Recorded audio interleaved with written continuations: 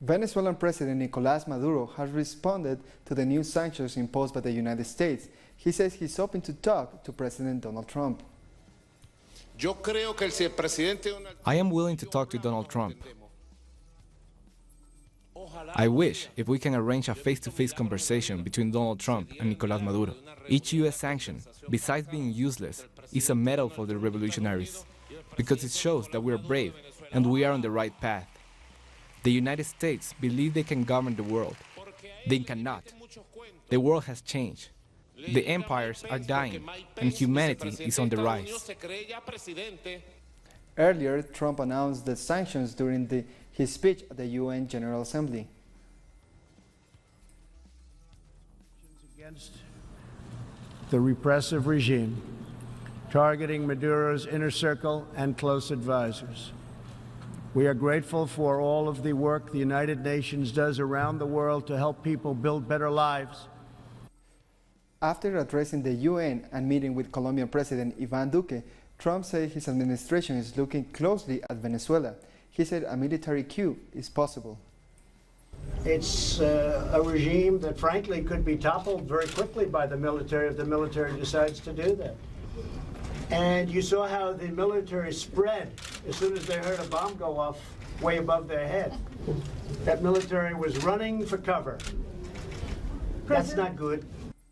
Venezuelan Foreign Minister Jorge Arreaza has denounced that his team was prevented from entering a meeting on Venezuelan migration organized by Colombian officials. He also referred to the relations between both countries. We have to always consider dialogue between Colombia and Venezuela as a sacred path, and nothing can disturb it, whatever happens. We disagree with what is happening in Colombia. We disagree with the fact there are 7 military bases of the United States in Colombia. And we disagree on the drug production that has increased in 31% between 2017 and 2018, according to UN reports. President Maduro also announced a decree to legalize more than 8,000 migrants from different countries living in Venezuela. At a meeting with the Colombian community in Caracas, Maduro challenged President Trump to legalize all Latin Americans and Caribbeans living in the United States. I publicly propose the U.S. government, if they are so much concerned about Latin American migrants, do the same as I have done, and sign a decree to grant every Latin American and Caribbean immigrant citizenship. Now I'll proceed to sign the decree to grant Venezuelan citizenship to 8,381 immigrants from different countries. I sign this decree to legalize and support world migration. Approved. In his speech to the UN General Assembly, the Guatemalan President Jimmy Morales spoke of the tension between the UN-backed anti-graft body and his government. He asked for a new commissioner to be appointed to lead the International Commission Against Impunity in Guatemala. The CICIG has become a threat to peace in Guatemala. The CICIG has mounted a system of terror, a system where whoever thinks differently is persecuted, investigated. The South African President Cyril Ramaphosa told the Assembly that the youth of his country is ready to take on the challenge of transforming Africa. We are a young world where more than half the global population is under the age of 30 years. This is even more pronounced on our continent, Africa, where 2/3 of its people were not yet born when Nelson Mandela was released from 27 years of prison. For his part, Rwandan President Paul Kagame took the stand to address equality. The current two-track system of global governance is unsustainable. A few get to be the ones to define the norms by which others shall be judged. But standards that do not apply to everyone equally are not universal. Addressing this imbalance is the very foundation of our system, is what will give shape to a revival of multilateral cooperation and renew the legitimacy of the international institutions.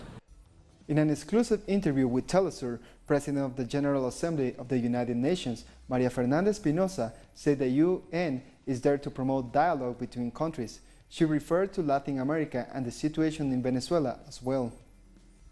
The most important thing for me is to understand that the UN General Assembly is a place for dialogue, agreements, and consensus. It is the place for different parts to get together and decrease the suffering of people in conflicts. The UN General Assembly is the great parliament of humanity. It is the place where public policies are debated for all countries. In Venezuela's case, the UN has been operating in the country. As representative of the Latin American region, I will also keep an eye, especially on the region. More and more Venezuelan migrants are signing up for the return to the Homeland plan. In the last few hours, a fourth flight from Peru has arrived in Caracas. It brought 93 Venezuelans who say they suffer economic hardship and abuse abroad. The Venezuelan embassy in Lima said it has thousands more on the waiting list. 7 months ago, Luis Escalona arrived in the Peruvian capital in search of a better standard of life. Soon, his family came to Peru to join him. In the 3 jobs he had, he suffered abuse and was paid below the legal minimum wage. In Venezuela, we at least have a house of our own, but here we have to work just to pay for rent. There, you have free health and education. Of course, for Venezuelans, education is very important. That is one thing that is expensive here. Venezuelans who return home agree that the quality of education and health in Peru is much lower than what they were used to in their own country. After facing hunger, abuse, and hardship, they begin to value what they left behind. We have been surviving, selling in the streets, and it was hard for me because of my health problems. I couldn't find someone to take care of my children, and I didn't find a school for my oldest child. I am missing our country a lot. When someone leaves, they don't know what it is to live abroad, and you miss Venezuela.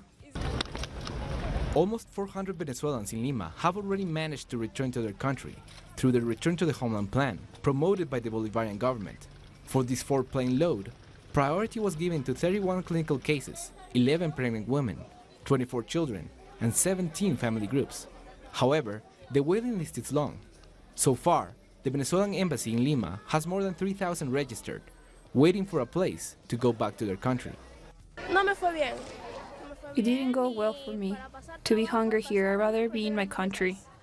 With all the crisis in my country, I would still rather be here.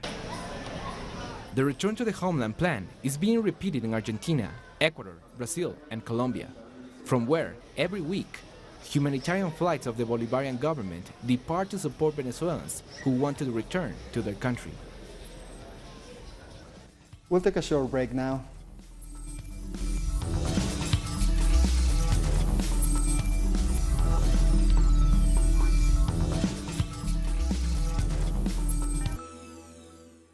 Welcome back. The president of Argentina's central bank, Luis Caputo, has resigned only a few months after being appointed. The government has confirmed he will be replaced by Guido Sanders, current Deputy Minister of Finance. Meanwhile, President Mauricio Macri has been renegotiating the terms of a bailout with the International Monetary Fund.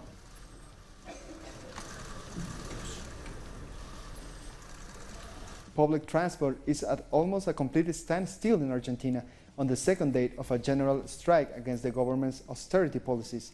Trade unionists marched through Buenos Aires. Edgardo Esteban has the latest. As the trade unions announced at a news conference, this general strike has exceeded all expectations. It really expresses how angry the Argentinian people are with these economic policies that are being implemented. It's like a holiday here in Buenos Aires, with almost nothing moving. This avenue is usually buzzing with buses and traffic, but none are running today. No buses, no trains, no metro, and no flights out of the main airports. So it is an expression of the widespread wish for the government to change its policies, while President Macri is renegotiating the terms of his $50 billion bailout deal with the IMF. Today, he met Christine Lagarde to talk about this. But we also saw the resignation of the head of the central bank, Luis Caputo, who is very close to Macri, precisely on the day that the president is negotiating with the IMF.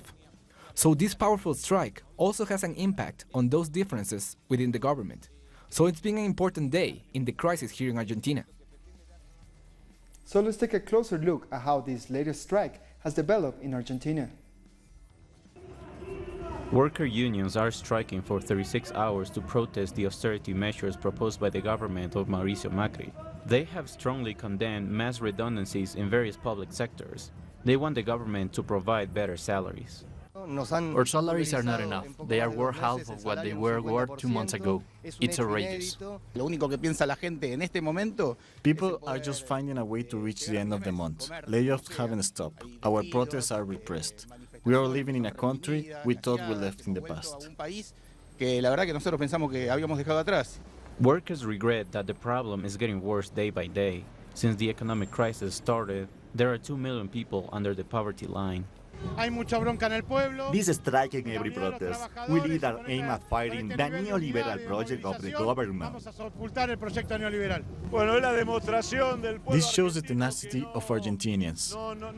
We will not give in to the austerity measures Macri is promoting along with the International Monetary Fund. Workers and social movements also reject inflation, so public sector workers are making a stand by striking. The strike is aimed at rejecting austerity measures, but also to visibilize the pain of every citizen that lost his job or can't afford basic goods. Trains, buses, subways, and flights remain closed. Airlines announced that nearly 80,000 passengers canceled or rescheduled their flights. Banks and schools have also closed. Relatives of the 43 missing Ayotzinapa students have demonstrated in Mexico City on the eve of the 4th anniversary of their disappearance. They were joined by students and activists who demand justice for the missing students. The victims' families have been highly critical of the way the government has handled the case. They believe the army may have been involved in the students' disappearance. For us, as long as it is not scientifically proven that the young people have died, they are still alive, and that's how we want to find them.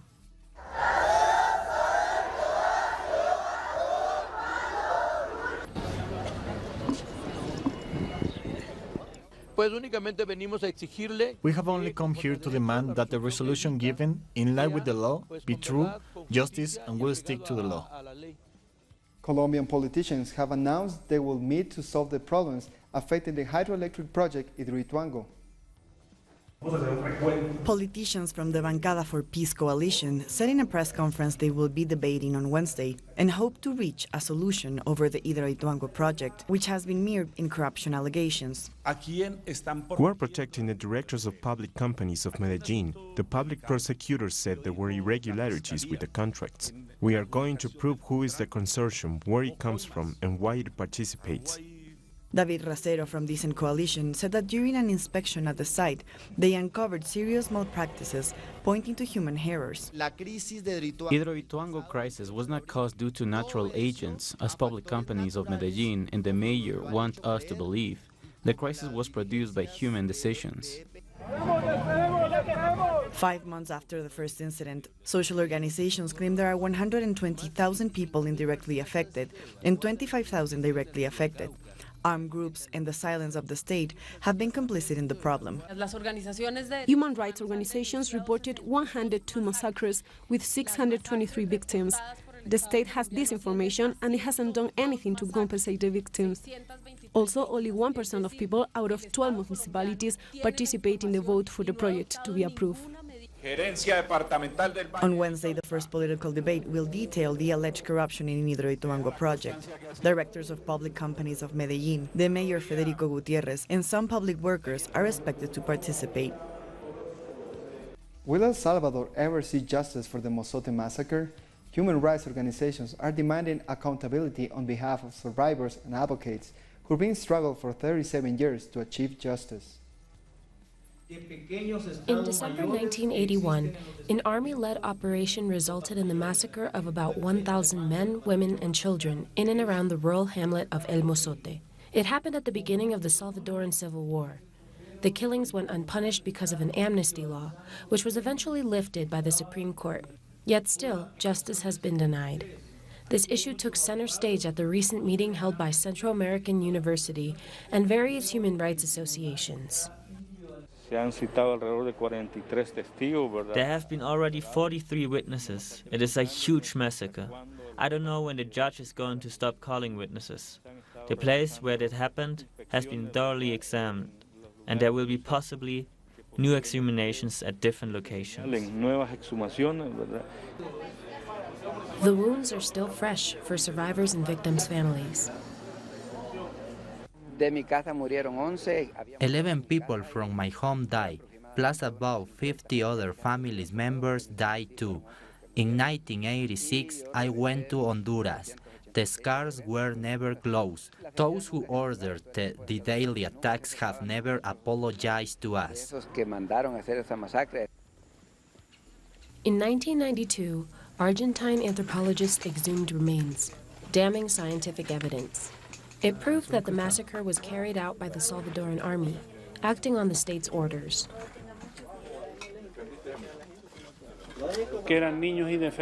They were defenseless children, and there was an explicit order by the armed forces to kill them all. History has to understand this. People need to understand and assume it, because otherwise it will happen again. The justice system is supposed to punish criminal masterminds. Survivors and the victims of families are clinging to this hope. They say persons behind one of the worst massacres in modern Latin American history must not go unpunished.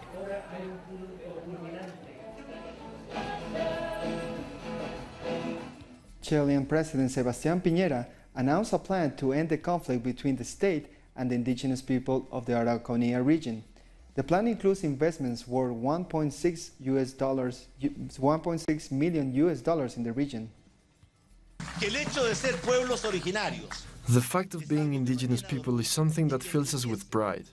They enrich the culture and life of our country. For this reason, this constitutional reform seeks to protect the values and tradition of our people, also to recognize the contribution of our indigenous people made with the culture, language and customs. And it also obliged the state to preserve and promote that cultural diversity. Members of the Mapuche community are expressing their concern about multiple acts of police brutality and discrimination they're being forced to endure. I think that before proposing the peace accord here in the locality, Sebastián Piñera should start by apologizing to all the Mapuche children because of the discrimination and repression they have suffered at the hands of the state. In Bolivia, the United Nations Population Fund is teaming up with local groups to spread awareness about teenage pregnancy prevention. They're hoping to reduce the high rate of unplanned pregnancy and maternal deaths. Our correspondent Freddy Morales tells us more. Although teenage pregnancy in women from 15 to 19 years was reduced by less than 3 points in the last 8 years, from 18% to 15%, the rates continue to be alarming. Between 7 and 17% of non-planned pregnancy are caused by sexual assault. Only 12% of teenagers and young people with active sexual life use some contraceptive method. Abortion is the third cause of maternal deaths. Since 6 years ago, private, state and international organizations have promoted the Week of Teenage Pregnancy Prevention. Even after the widespread information about this topic, young people do not apply basic preventive measures. 97% of teenage girls from urban areas and 83% from rural areas actually have access to contraception. Yet only 6.8% use protection during sex. We have to ask ourselves why they are not choosing to protect themselves. Teenagers prefer traditional contraceptive methods of little effectiveness. The rate of maternal mortality in this country is 160 for every 100,000 childbirths. Out of 100 maternal deaths, 2 are teenage girls under 14 years of age. A non-planned pregnancy during the adolescence constitutes a big challenge for teenage girls and their families. Pregnancy at this early age could be risky, and it could destroy their academic careers and their life goals. According to the World Health Information System, every day 180 teenage girls from 15 to 19 years old are pregnant in Bolivia.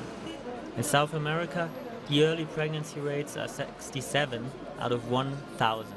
However, in Bolivia, there are 88 out of 1,000. We'll take a short break now. Don't go away.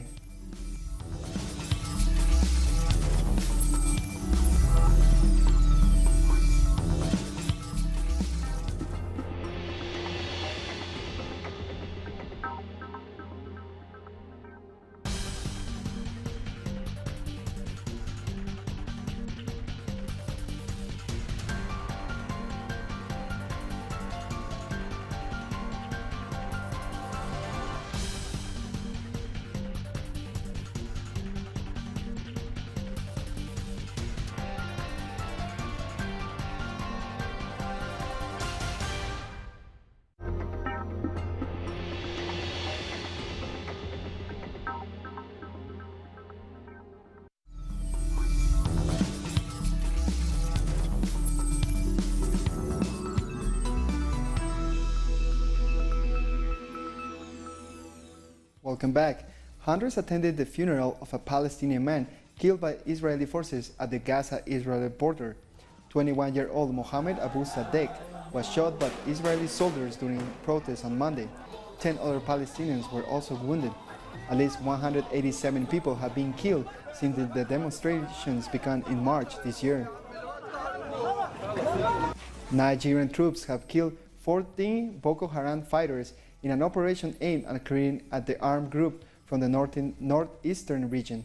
The military said 146 Boko Haram hostages were also freed during the military operation in the northern state of Borno.